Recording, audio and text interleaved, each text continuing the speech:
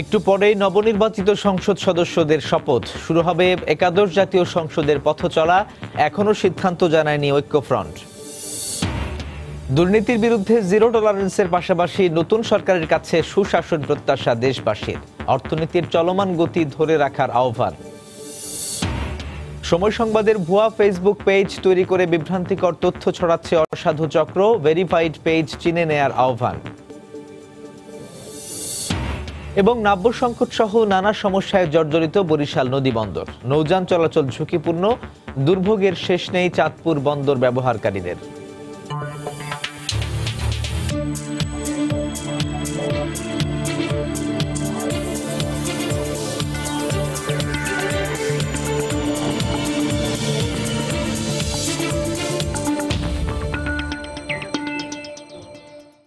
দেখছিলেন শিরোনাম। আমন্ত্রণ জানাচ্ছি দেশ ও দেশের বাইরের অর্থ বাণিজ্যের নানা খবর নিয়ে আমাদের নিয়মিত আয়োজন এ সময়ের বাণিজ্যে। আপনাদের সঙ্গে আছি সাজিদ রাজু। নির্বাচনের উত্তাপ শেষে এবার নতুন সংসদ গঠনের দিকে এগিয়ে যাচ্ছে বাংলাদেশ। কিছুক্ষণের মধ্যে স্পিকারের কাছে শপথ গ্রহণের মাধ্যমে শুরু হবে একাদশ জাতীয় সংসদের পথ চলা। এর আগে সকাল 10টা থেকে একে একে সংসদ ভবনে আসতে থাকেন নির্বাচনে নবনির্বাচিত সংসদ সদস্যরা। রেওয়াজ অনুযায়ী প্রথমে সংখ্যাগরিষ্ঠ দল আওয়ামী লীগ থেকে নির্বাচিত সদস্যরা শপথ নেবেন। শপথ শেষে নতুন সংসদ সদস্যরা সচিবালয়ের স্বাক্ষর খাতায় সই করবেন। গেল 30 ডিসেম্বর দেশে অনুষ্ঠিত হয়েছে একাদশ জাতীয় সংসদ নির্বাচন। দিনভর 299টি আসনে ভোট গ্রহণ শুরু হলেও গোলযোগের কারণে স্থগিত থাকে একটি আসনের ভোট। এই নির্বাচনে 288টি আসনে বিজয় পেয়েছে আওয়ামী লীগের নেতৃত্বে গঠিত মহাজোট। অন্যদিকে বিএনপি এই নির্বাচনে 5টি আসন, গণফোরাম 2টি আসন, এছাড়া স্বতন্ত্র প্রার্থী জয় পেয়েছে 3টি আসনে। এরই মধ্যে একাদশ জাতীয় নির্বাচনের ফলের গেজেট প্রকাশ করেছে নির্বাচন কমিশন। গেজেট প্রকাশের 3 দিনের মধ্যে সংসদ সদস্যদের শপথ গ্রহণের বাধ্যবাধকতা রয়েছে।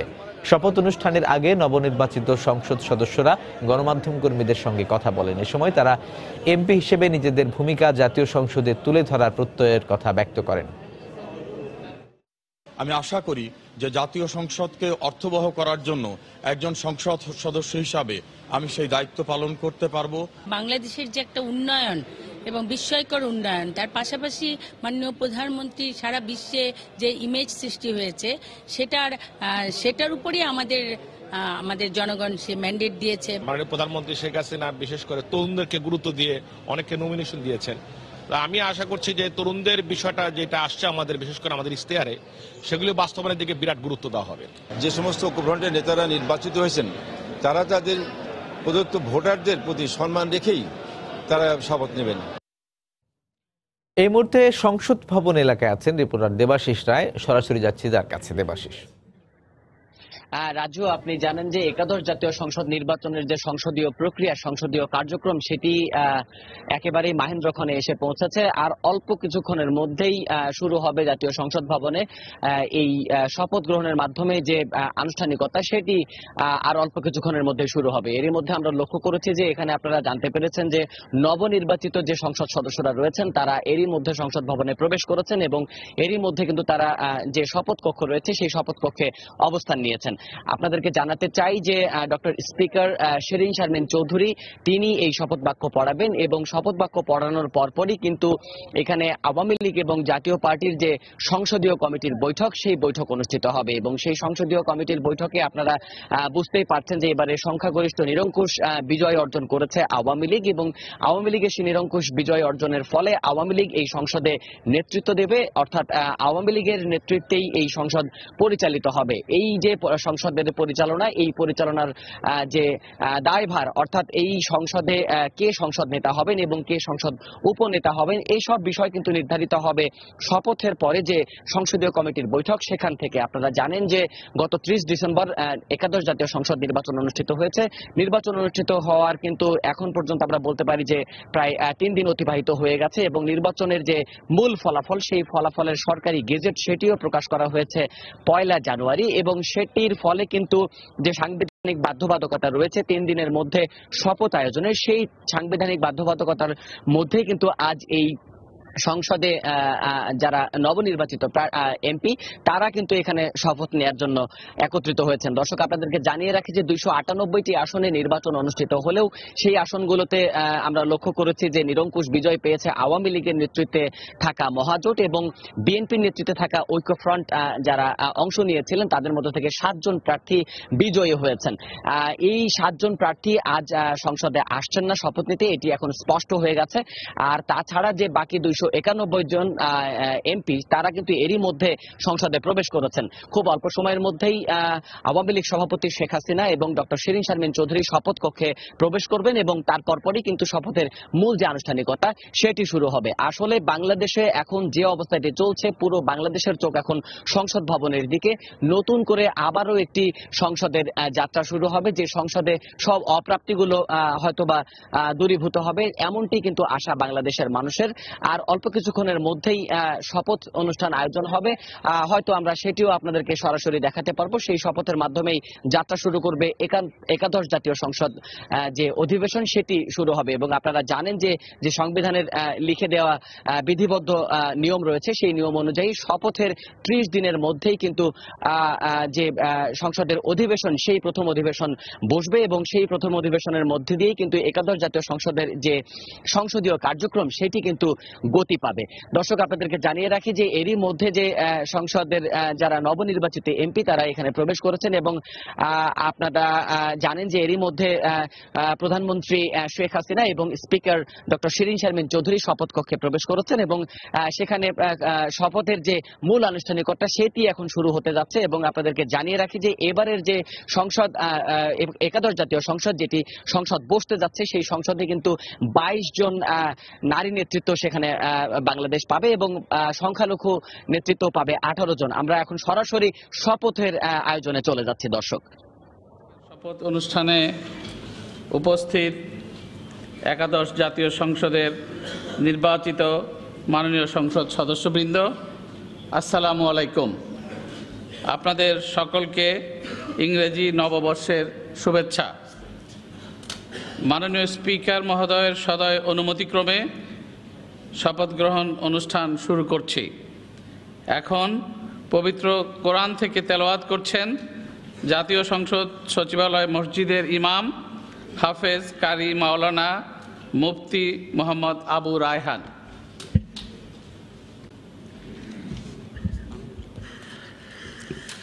أعوذ بالله من الشيطان الرجيم. بسم الله الرحمن الرحيم.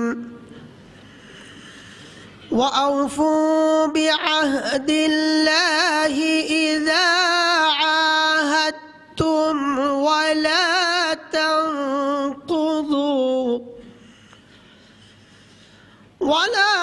تنقضوا الأيمان بعد توكيدها وقد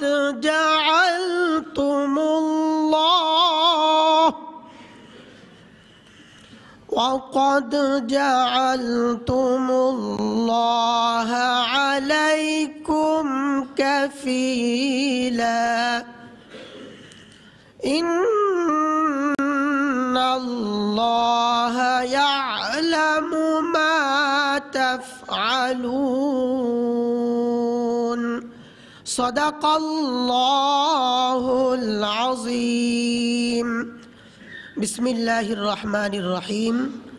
সূরা আন-নাহল এর 91তম আয়াতে কারিমা তিলাওয়াত করা হলো, যার বাংলা অর্থ এইরূপ: যখন তোমরা আল্লাহর নামে কোনো অঙ্গীকার করো তখন তা পূর্ণ করো এবং এ শপথ পাকাপোক্ত করে নেওয়ার পর তা ভঙ্গ করো না, কেননা এ শপথের জন্যে তোমরা আল্লাহকে অভিভাবক বানিয়ে নিয়েছো। নিশ্চয়ই আল্লাহ তাআলা জানেন তোমরা কি করো। বারাকাল্লাহু লানা ওয়া লাকুম ফিল কুরআনিল আযীম। আসসালামু আলাইকুম ওয়া রাহমাতুল্লাহ।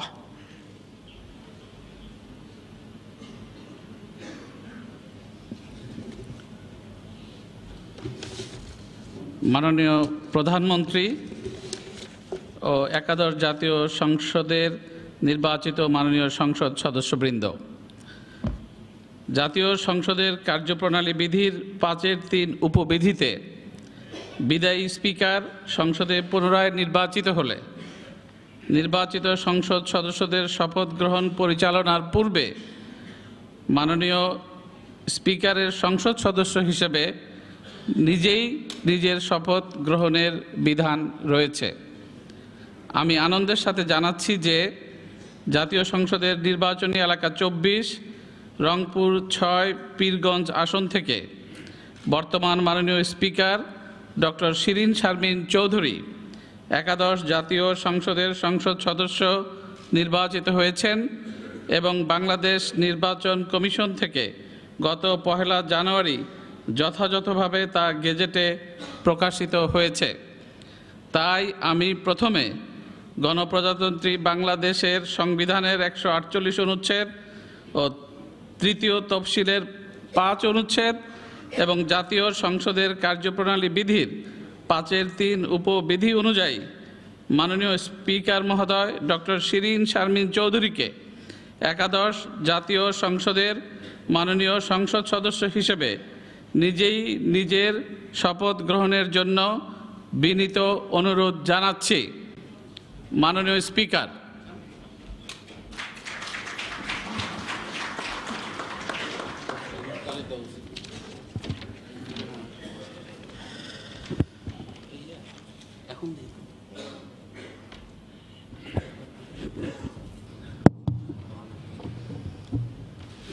বিসমিল্লাহির রহমানির রহিম। আমি শিরিন শারমিন চৌধুরী সংসদ সদস্য নির্বাচিত হইয়া সশ্রদ্ধ চিত্তে শপথ বা দৃঢ়ভাবে ঘোষণা করিতেছি যে আমি যে কর্তব্যভার গ্রহণ করিতে যাইতেছি তাহা আইন অনুযায়ী ও বিশ্বস্ততার সহিত পালন করিব। আমি বাংলাদেশের প্রতি অকৃত্রিম বিশ্বাস ও আনুগত্য পোষণ করিব এবং সংসদ সদস্যরূপে আমার কর্তব্য পালনকে ব্যক্তিগত স্বার্থের দ্বারা প্রভাবিত হইতে দিব না। ধন্যবাদ মাননীয় স্পিকার। আসসালামু আলাইকুম। আমি এখন মাননীয় স্পিকার মহোদয়কে শপথপত্রে স্বাক্ষর দানের জন্য বিনীত অনুরোধ জানাচ্ছি।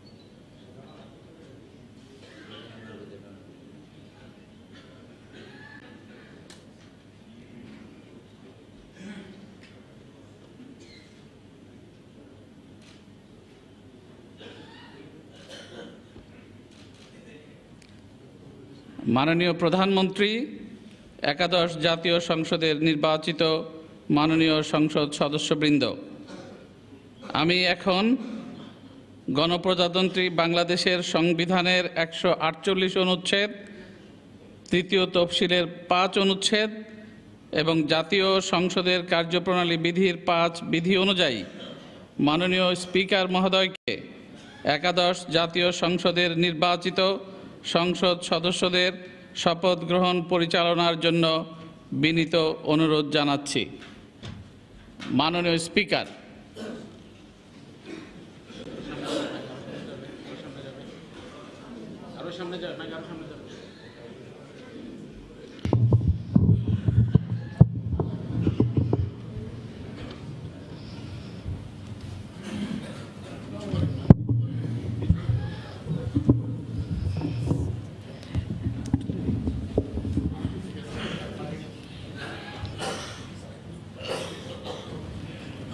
বিসমিল্লাহির রহমানির রহিম।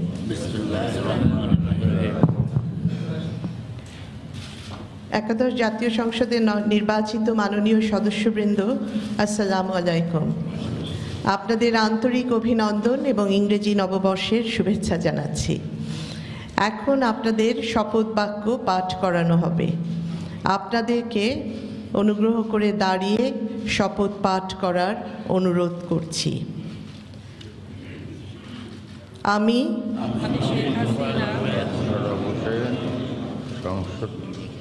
সংসদ সদস্য নির্বাচিত হইয়া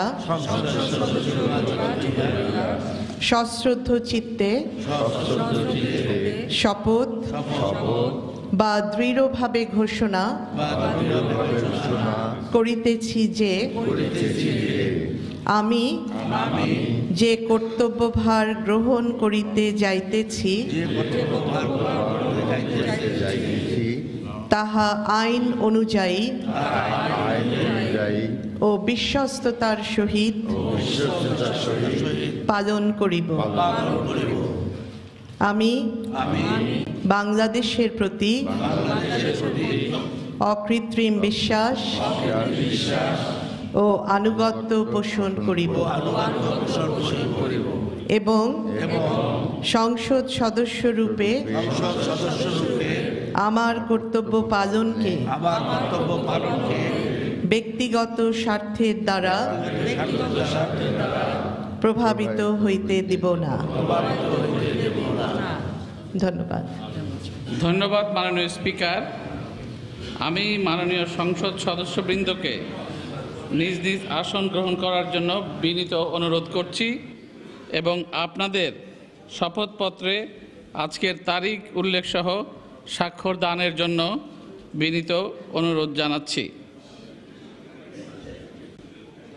মাননীয় সংসদ সদস্যবৃন্দ, মাননীয় স্পিকার মহোদয় সদয় অনুমতিক্রমে শপথ গ্রহণের পর্ব এখানেই সমাপ্ত ঘোষণা করে আপনাদের কতিপয় বিষয়ে দৃষ্টি আকর্ষণ করছি।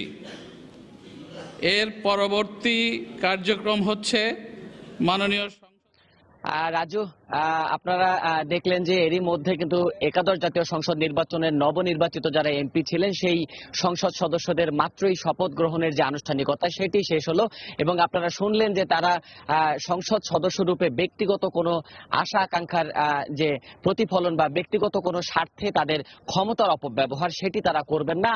বাংলাদেশ এখন আশা করে নবনির্বাচিত যে সংসদ সদস্যরা অর্থাৎ আইন প্রণেতারা এই আইনসভায় আজকে শপথ নিলেন। আগামী 5 বছর তারা সেই শপথ অনুযায়ী বাংলাদেশের সেবা করে যাবেন, রাষ্ট্রের সেবা করে যাবেন, এমনটি কিন্তু আশা করে সাধারণ মানুষ, এমনটি আশা করে বাংলাদেশের যারা আপামর জনতা রয়েছে, যারা ভোটার রয়েছে তারা। দর্শক, আপনারা এতক্ষণ দেখছিলেন জাতীয় সংসদ ভবন থেকে, জাতীয় সংসদ ভবনের শপথ কক্ষ থেকে একাদশ জাতীয় সংসদ নির্বাচনের যারা নবনির্বাচিত 291 জন সংসদ সদস্যের শপথ গ্রহণের প্রক্রিয়া। এরই মাধ্যমে শুরু হলো একাদশ জাতীয় সংসদ নির্বাচনের প্রথম যে সংসদীয় কার্যক্রম সেটি। এতক্ষণ আপনারা দেখতে পেলেন এখানে এই শপথের অনুষ্ঠানটি সরাসরি আমরা সম্প্রচারে ছিলাম। এখন পর্যন্ত এই ছিল সংসদ ভবন থেকে আমাদের কাছে সবশেষ তথ্য। সংসদ ভবন এলাকা থেকে যোগ দিয়েছিলেন সহকর্মী দেবাশিস রায়। সেই সঙ্গে আমরা দেখলাম যে একাদশ জাতীয় সংসদের নবনির্বাচিত সংসদ সদস্যগণ তারা শপথ গ্রহণ করলেন কিছুক্ষণ আগে। সেই অনুষ্ঠানটি এখনো চলছে, আমরা আবারও যাচ্ছি সেখানে।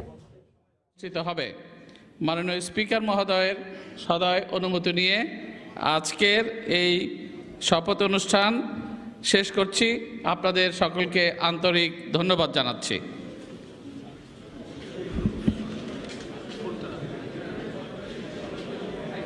দুর্নীতির বিরুদ্ধে জিরো টলারেন্সের পাশাপাশি সমাজের সব ক্ষেত্রে প্রতিষ্ঠিত হবে সুশাসন। নতুন সরকারের কাছে এমনই প্রত্যাশা সব শ্রেণী পেশার মানুষের। যদিও অর্থনীতিবিদরা মনে করছেন আর্থিক খাতে শৃঙ্খলা ফেরানোই হবে নতুন সরকারের জন্য সবচেয়ে বড় চ্যালেঞ্জ। জুবাইর ফয়সালের রিপোর্ট। চায়ের কাপে ঝড় থেমেছে, নির্বাচনী রাজনীতির উত্তাপ শেষ। শীতের বিকেলে একদমই শান্ত রাজধানীর প্রায় সবখানেই আলোচনায় আগামীর বাংলাদেশ। একাদশ জাতীয় সংসদ নির্বাচনে ব্যাপক সংখ্যাগরিষ্ঠতা নিয়ে টানা তৃতীয়বারের মতো সরকার গঠন করতে যাচ্ছে বাংলাদেশ আওয়ামী লীগ। দীর্ঘ সময় ধরে রাষ্ট্র ক্ষমতায় থাকার কারণেই সরকারের কাছে জনগণের প্রত্যাশাও অনেক।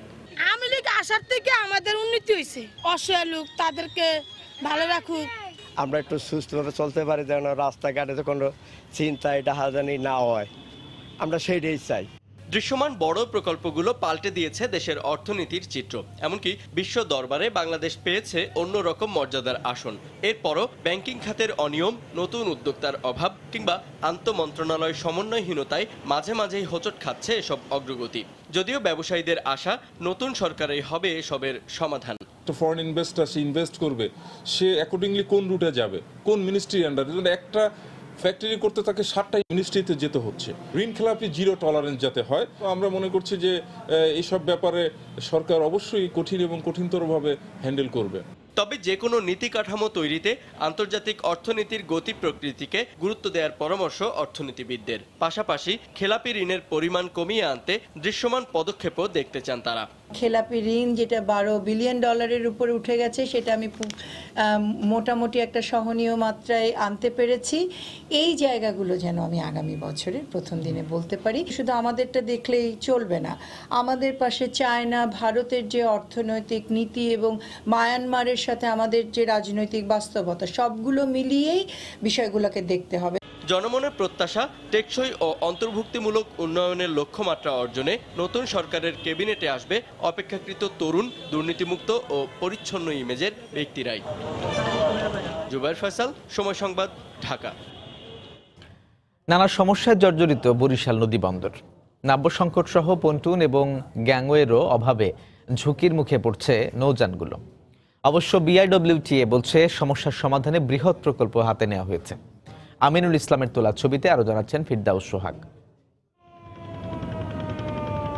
কম ভাড়া এবং আরামদায়ক হওয়ায় নৌপথী বরিশাল তথা উপকূলীয় এলাকার মানুষের প্রথম পছন্দ। কিন্তু দেশের দ্বিতীয় বৃহত্তম বরিশাল নদীবন্দরে রয়েছে নানা সমস্যা। নাব্য সংকটের কারণে বিশালাকৃতির নৌযানগুলো ঘাটে ভেড়ানো এবং ঘাট ছেড়ে যাওয়া কঠিন হয়ে উঠেছে। পন্টুন এবং গ্যাংওয়ে সংকটের কথা জানালেন লঞ্চ মাস্টাররা।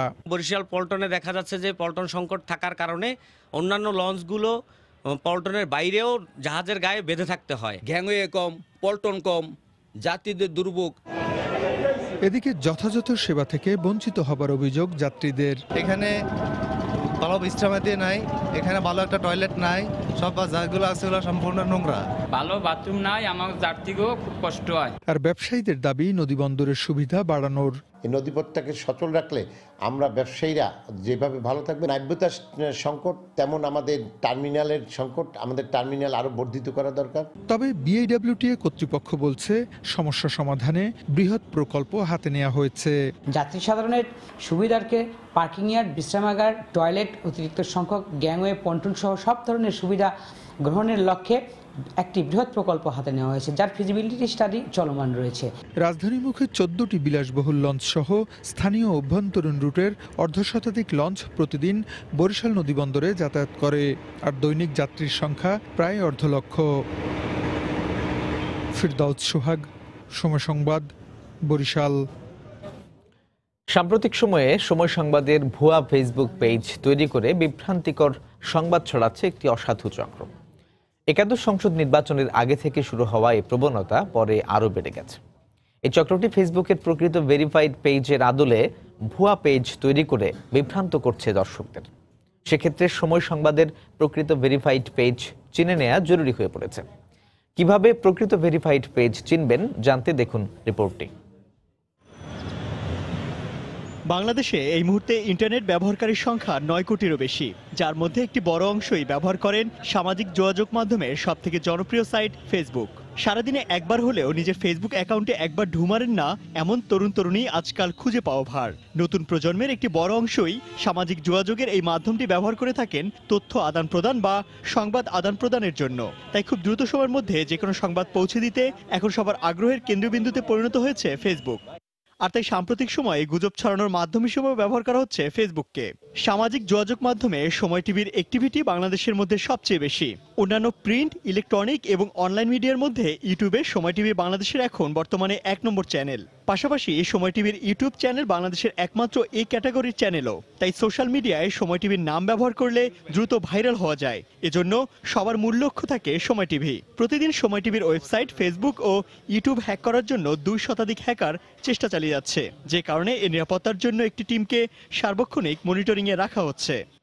সাম্প্রতিককালে সময় টেলিভিশনের ফেসবুক পেজের আদলে ভিন্ন ভুয়া ফেসবুক সাইট তৈরি করে ভুল ও মিথ্যা সংবাদ প্রচার করতে দেখা যায়। একটি অসাধু চক্র ফেসবুকে সময় টেলিভিশনের নামে এরকম অসংখ্য ভুয়া পেজ তৈরি করে বিভ্রান্ত করছে সাধারণ মানুষদের। সেক্ষেত্রে ফেসবুক থেকে প্রকৃত ভেরিফাইড পেজের খবরই একমাত্র বিশ্বাসযোগ্য।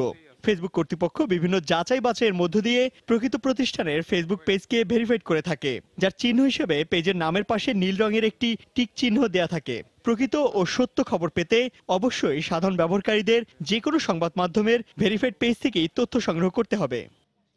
ইমতিয়াজ আহমেদ, সময় সংবাদ, ঢাকা। রাজধানীতে দুস্থ ও অসহায়দের মাঝে শীতবস্ত্র বিতরণ করেছে ব্যবসায়ীদের শীর্ষ সংগঠন FBCCI ফাউন্ডেশন। গতকাল তেজগাঁও শিল্প এলাকায় তিব্বত কলোনি বাজার ও বনানীর কড়াইলে আলাদাভাবে শীতবস্ত্র বিতরণ করেন ব্যবসায়ী নেতারা। FBCCI সভাপতি শফিউল ইসলাম মহিউদ্দিন, সিনিয়র সহসভাপতি শেখ ফজলে ফাহিম সহ ফাউন্ডেশনের শীর্ষ ব্যক্তিরা উপস্থিত ছিলেন। এ সময় বক্তারা বলেন, উন্নয়নকে সবার মাঝে ছড়িয়ে দিতে প্রত্যেকের নিজ নিজ অবস্থান থেকে ব্যবসায়ীদের এগিয়ে আসার আহ্বান জানান বক্তারা। পর্যটনের অপার সম্ভাবনা থাকা সত্ত্বেও এখনো কাঙ্ক্ষিত লক্ষ্যে পৌঁছতে পারেনি কক্সবাজারের পর্যটন শিল্প। প্রয়োজনীয় সুযোগ সুবিধার অভাব ও পরিকল্পনা না থাকাকেই দুষছেন পর্যটন সংশ্লিষ্ট ব্যবসায়ীরা। তবে কক্সবাজার উন্নয়ন কর্তৃপক্ষের দাবি, পর্যটন শিল্প এগিয়ে নিতে মহাপরিকল্পনা গ্রহণ করা হয়েছে। সুজাউদ্দিন রুবেলের তথ্য, মোহাম্মদ ফরাদের ছবি নিয়ে রিপোর্ট। বিশ্বের দীর্ঘতম সমুদ্র সৈকত, পাহাড়, দীর্ঘ মেরিন ড্রাইভ, সবুজের সমারোহ, প্রবালদ্বীপ, সেন্ট মার্টিন ও বৌদ্ধবিহার, পর্যটনের সবকিছুই আছে পর্যটন অঞ্চল কক্সবাজারে। আর এ কারণেই প্রতি বছর 15 লাখের অধিক পর্যটক ছুটে আসেন এখানে। পর্যটকরা ছুটে আসলেও এখানে গড়ে ওঠেনি সুযোগ সুবিধা। পর্যটকরা বলছেন, অপার সম্ভাবনার পরও ঠিকমতো এগোচ্ছে না পর্যটন খাত। রাস্তাঘাটটা অনেক সুন্দর হওয়া দরকার। এই যে ভাঙাচোরা রাস্তা, এটা আসলে কেউ পছন্দ করবে না। সাথে পরিবেশটাও আসলে সুন্দর হওয়া দরকার। উৎসবমুখর পরিবেশে যাতে তারা বেড়াতে পারে সেই ধরনের অ্যামিউজমেন্ট কিন্তু কক্সবাজারে দরকার। একটা এক্সক্লুসিভ জোন আমরা চাচ্ছি, এগুলো থাকলে আমাদের পর্যটন নগরীর জন্য ভালো হতে। ব্যবসায়ী নেতাদের মতে, সমন্বয়হীনতার কারণে পর্যটন শিল্প পরিকল্পিতভাবে এগোতে পারছে না। কক্সবাজারের ইন্টারন্যাশনাল এয়ারপোর্টে যদি আরো একটু নান্দনিক এবং সুন্দর করে দ্রুত গতিতে যদি আমরা কাজটা শেষ করতে পারি এবং রেললাইনটা যদি খুব দ্রুত গতিতে শেষ করতে পারি, আমি মনে করি এই কক্সবাজার দিয়েই বাংলাদেশের দ্বিতীয় বৃহত্তম ইনকামের সোর্স করে তোলা সম্ভব। সবাইকে যদি সমন্বয় করা যায় তাহলে আমার মনে হয় এটা অচিরেই পৃথিবীর বুকে একটি সমৃদ্ধশালী এবং আকর্ষণীয় পর্যটন নগরী হিসেবে নিজেকে প্রকাশ করবে। তবে কক্সবাজার উন্নয়ন কর্তৃপক্ষের চেয়ারম্যানের দাবি, কক্সবাজারের পর্যটনকে এগিয়ে নিতে মহাপরিকল্পনা গ্রহণ করা হয়েছে। সিঙ্গাপুরের আদলে হোক, বিশ্বে আধুনিক যে পর্যটন নগরীগুলো আছে সেগুলোর আদলে হোক, সেই ধরনের চিন্তা ভাবনা কিন্তু আমি করেছি। কক্সবাজারের একটা আমূল পরিবর্তন আসবে বলে আমি আশা করি। পর্যটকদের জন্য গড়ে তোলা হয়েছে 4.5 শতাধিক হোটেল, মোটেল, রিসোর্ট ও গেস্ট হাউস। প্রতিদিন রাত্রি যাপন করতে পারেন 1.5 লাখের অধিক পর্যটক। সময় সংবাদ, কক্সবাজার। এই সময় বাণিজ্যের শীর্ষ সংবাদ জানিয়ে দিচ্ছি আরো একবার। শপথ নিলেন একাদশ জাতীয় সংসদের নবনির্বাচিত সংসদ সদস্যরা। শুরু হলো নতুন সংসদের পথ চলা। দুর্নীতির বিরুদ্ধে জিরো টলারেন্সের পাশাপাশি নতুন সরকারের কাছে সুশাসন প্রত্যাশা দেশবাসীর, অর্থনীতির চলমান গতি ধরে রাখার আহ্বান। সময় সংবাদের ভুয়া ফেসবুক পেজ তৈরি করে বিভ্রান্তিকর তথ্য ছড়াচ্ছে অসাধু চক্র, ভেরিফাইড পেজ চিনে নেয়ার আহ্বান। এবং নাব্য সংকট সহ নানা সমস্যায় জর্জরিত বরিশাল নদীবন্দর, নৌযান চলাচল ঝুঁকিপূর্ণ, দুর্ভোগের শেষ নেই চাঁদপুর বন্দর ব্যবহারকারীদের। এ ছিল এ সময়ের বাণিজ্যে। যে কোনো খবর পেতে ভিজিট করুন সময়নিউজ.tv। আপনার মোবাইলে সময় টিভি দেখতেও সকল খবর পেতে ডাউনলোড করুন সময় অ্যাপ। সঙ্গে থাকুন সময় অ্যাপ।